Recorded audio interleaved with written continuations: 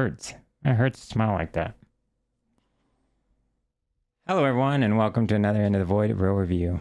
I didn't mean to scare you there, but this time we are reviewing Smile 2, directed by Parker Finn and starring Naomi Scott in the sequel to 2022's Smile, which I liked well enough. It wasn't my favorite horror movie of that year, but it did have some great creepiness and the story was serviceable, but I don't remember it too well other than that it was about a supernatural demon that acted as a parasite, jumping from body to body by having a person witness the death of the host before jumping to the witness, and so on and so on.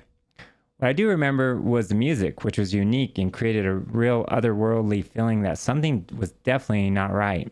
This sequel has that same atmospheric yet sparse music that creates so much tension that is present throughout. Again, spoilers will be in this video, so if you don't want to know specifics, tag this video for later. Now, time to turn your frown upside down. I started off with the music, or what passes for music in this film, because I feel not enough people are talking about it. It really lends so much to it, and also the cinematography makes the movie great as well, with its upside down shots of buildings and other iconography throughout. Something really crazy is happening to me. It really creates this uneasiness along with everything else. This movie also doesn't shy away from the gore and the psychological trauma that would be present if we were to be inhabited by a being that can control us and make us have severe hallucinations. This time, the victim is Sky Riley, a pop star who witnesses the murder of a drug supplier, Louis Fergoli, played by Lucas Gage. You've seen the preview of him freaking out and then smashing his face with a weight. Well, you haven't seen anything yet until you've actually seen the movie. The camera doesn't pan away from his face as he continually smashes his face into a bloody pulp. This movie's not for the squeamish. There's plenty more where that came from is all I have to say. You'll see a jawbone broken with a crowbar, eyes stabbed out by glass shards, people in vehicular accidents, and many more things. Let me tell you, there's some gruesome stuff here. But along with the gore, there's also the severe psychological trauma that goes along with feeling that you are not in control. Smile 2 follows Sky Riley, a pop star trying to make a comeback after surviving a car crash with her then boyfriend, Paul Hudson, played by Jack Nicholson's son, Ray Nicholson. By the way, I just watched The Shining recently, and let me tell you, Jack Nicholson gives an unnerving and iconic performance in that movie.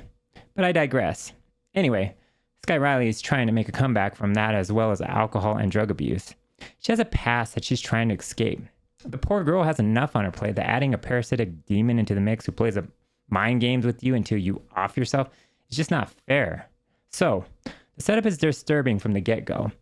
Smile 2 really does a good job of putting you in the shoes of the main protagonist, Sky Riley, who, by the way, gives one of the best horror performances ever. You really do go on a journey with her, a very creepy and disturbing one. You experience it through her, like time lapses where things happen that you don't remember, not knowing what is real or not real.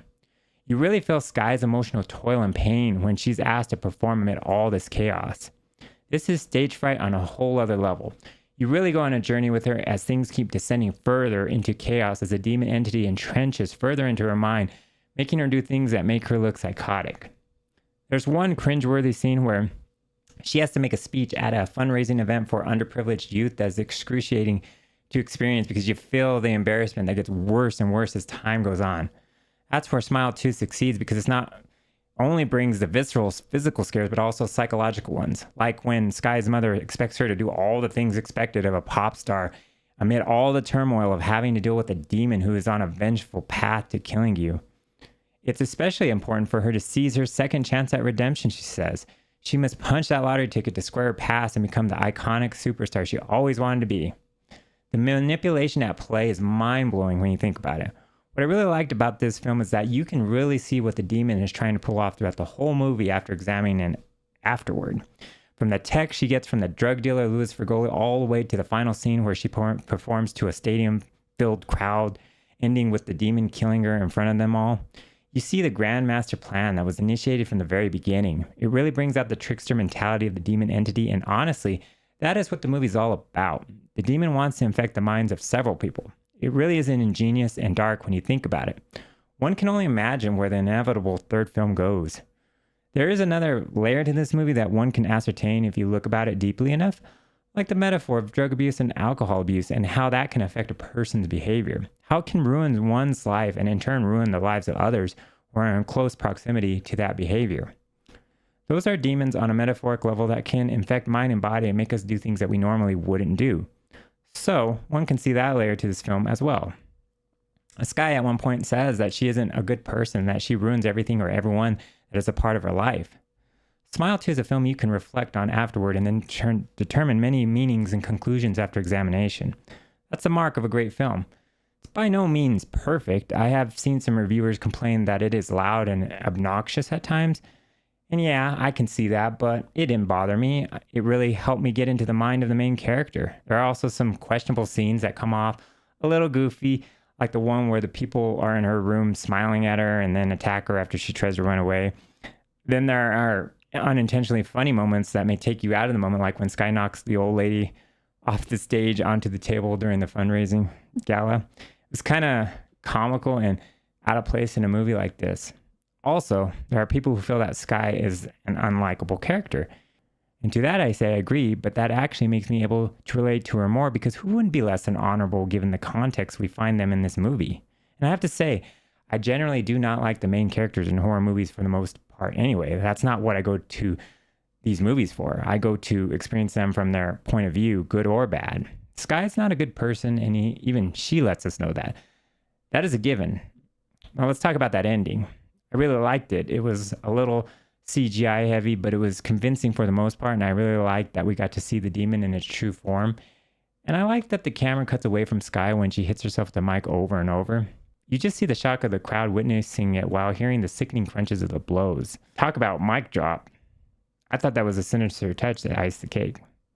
Guys, I'm giving Smile 2 an 8 out of 10. You need to go see this, especially now during the spooky season. I watched The Shining recently, and let me tell you, that movie still holds up very well. I plan to watch some more scary movies like the Terrifier series. I'm hearing some good buzz lately about those movies of late. Anyway, guys, what did you think of the movie? Also, what scary movies have you been watching of late? Let me know in the comments below. Like the video and subscribe if you haven't already, and I will see you in the next one when we venture in the void.